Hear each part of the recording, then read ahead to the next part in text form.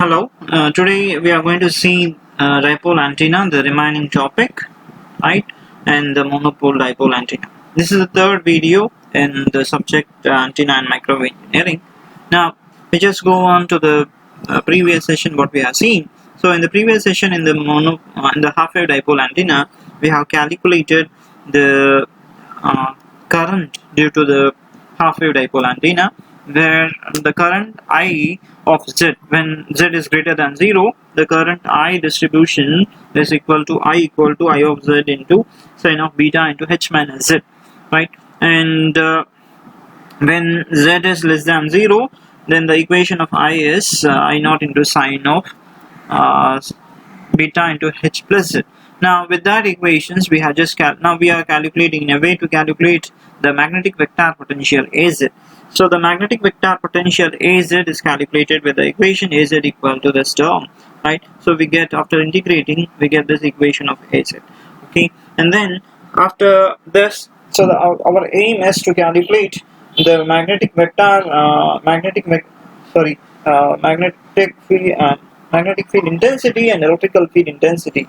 So we have to calculate the magnetic field intensity from the magnetic vector potential. Okay. So how we calculate? So we have an equation del cross A bar equal to mu into H. So with this equation we calculate the H value. So we have to expand this del cross A in terms of the spherical coordinate system.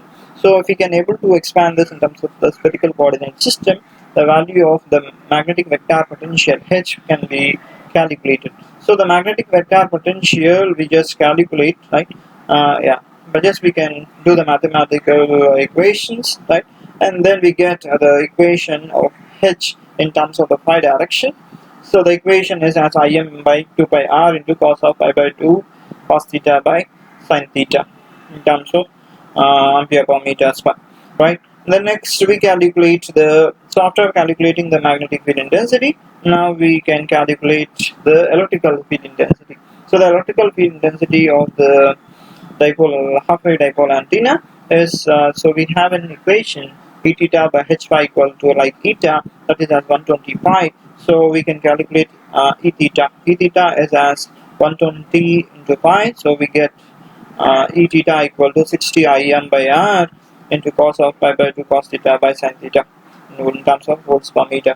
So here we have just calculated the magnetic field intensity and the electric field intensity. The next we calculate the radiation resistance of an half-wave dipole antenna.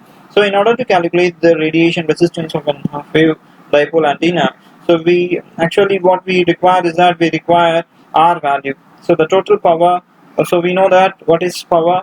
Power is I square into R. So we calculate I square into R first, that is the total power we calculate, and then we calculate in terms of the radiation resistance. So we calculate the total power. So we know that from the from the electromagnetic field equations, we have the total power which will be calculated from the integral over surface, the average power into ds. So what is P average? That is the average power is equal to 1 by 2 times of E field and the H field, the product of that too, right? So if you can just calculate, if you just multiply and make it by 2, we get the average power radiating from the dipole antenna. So the total power will be like so if you just multiply E theta and H phi whole by 2, so we get this equation, and it is in terms of theta, and then we calculate the value of W, and then we can just get the equation. Actually here one point to remember, that the equation of I we calculate with this integral, right, by using the Simpson's rule. We calculate the current, and the current is approximately 1.219, and if you can able to substitute in the total power, so we get the radiation resistance as 73.14, and it is approximately 73 ohms. And then next we calculate the dipole antenna, right? So we have just calculated the radiation resistance and E theta and H phi components. Now if you can able to see the radiation pattern will be in this way. It will be radiating towards the XY plane. Okay. Then next we see how we can calculate the directivity, and now how we see how we can how the directivity can be calculated. So directivity can be calculated like 4 pi r square into S max, right? Now this is the equation we have to calculate the directivity, right? So directivity, the value, so the value to be remembered. So directivity of the half wave dipole antenna is 1.64, and if we calculate in terms of the dB, it will be like 2.15 decibels. Okay, then now if we can see the radiation pattern of an dipole antenna. The dipole antenna, it has blue line shows the electrical field intensity, and the red line shows the magnetic field intensity. So this how we have the magnetic field and the electrical field distributed all around the dipole antenna. Fine. Then now if you can see the radiation pattern of half wave dipole antenna, so towards the vertical pattern of dipole antenna, so we have a lobe.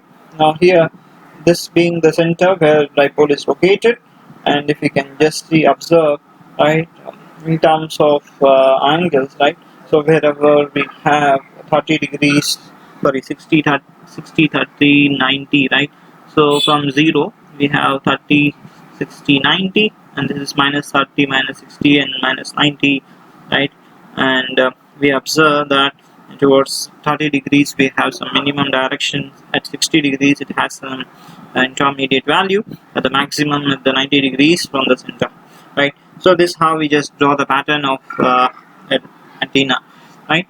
And the other side in figure 11 we can observe that the radiation pattern, if we can see in terms of an horizontal way, where actually that means if we can see from the top view, we can see the radiation pattern will be like an that is like in omnidirectional pattern. That means radiating all the directions equally. Okay, now this is the pattern of dipole antenna horizontal in an horizontal plane. Okay, now this is the figure which shows if the length of the dipole increases, how the radiation will be.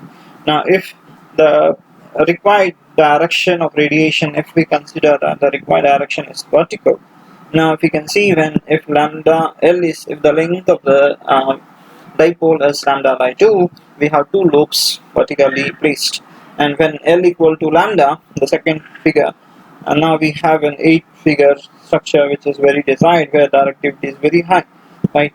Now when we go slightly higher than that, if the L is 4 by 3 lambda, we see that an unwanted radiations are emerging out of the dipole antenna, so which is not required, right.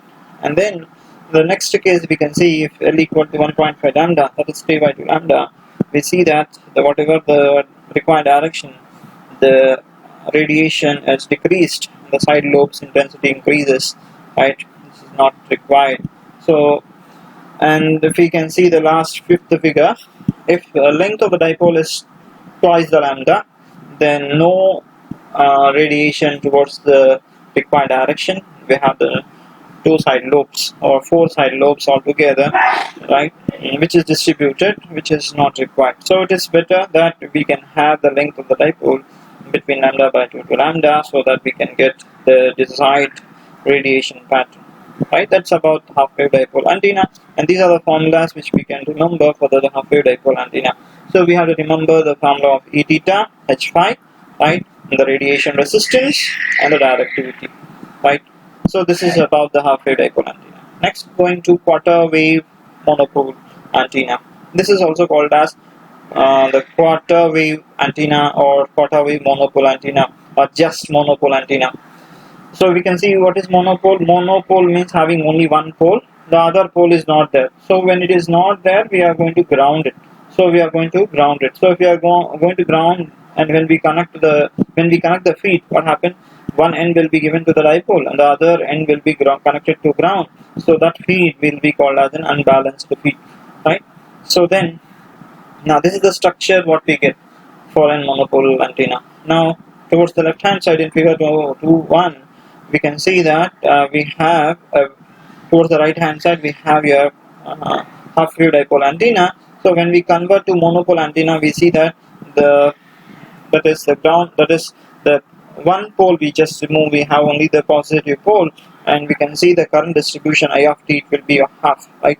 So the length will be as lambda by 4. So the length of the monopole antenna is lambda by 4, right? That's why it is called as the quarter wave monopole antenna. And other side it is being grounded. And similarly the directions of the lobe, if we can see now, if the direction is towards the horizontal direction, required direction, okay, the radiation pattern will be towards the horizontal plane, so we just get half of the loops, right? Right. Now what is the advantage of this particular monopole antenna? So if we can see the first advantage of this monopole antenna, it is as the monopole antenna has half the length of a dipole, okay, it is half the length of the dipole. And monopole antenna can be located at the earth level without degrading performance. So it can be located at the earth level only, right? And it has a same direction as your it has same omnidirectional pattern similar to the dipole, right? And this coming to the disadvantage of monopole antenna, the gain is slightly lower than the dipole. So it is approximately 1 dB less than the dipole antenna, right? So we use the same, right? So only the gain will be less, right? Fine. So the next one is the second disadvantage is that antenna is extremely dependent on the conductivity of the air. Now, if this is a very important point, when if we have some disturbances or some conductivity is not good in the earth, so if it is not properly grounded, then monopole antenna will have some problems in working, so the radiation will not be proper, so that will be an disadvantage of monopole antenna. So in order to overcome that, we just do a counterpoise which will improve the conductivity. So we just improve the conductivity of the ground, so that we just have very good conductivity, and the monopole antenna work good as similar to the half wave dipole antenna. So this is about the half wave dipole antenna and the quarter wave dipole antenna. Now if we, and the last point here, for the monopole antenna, the E theta and Hy will be as similar to the half wave dipole antenna, okay, and only the difference is that the radiation resistance may be is different, right, and the total power will be different. The total power radiated will be half of the half wave dipole antenna for the right, and for the monopole antenna the radiation resistance will be the similar, the half of it, okay. So thank you for listening to this video. Thank you, and we will meet with the next video. Thank you.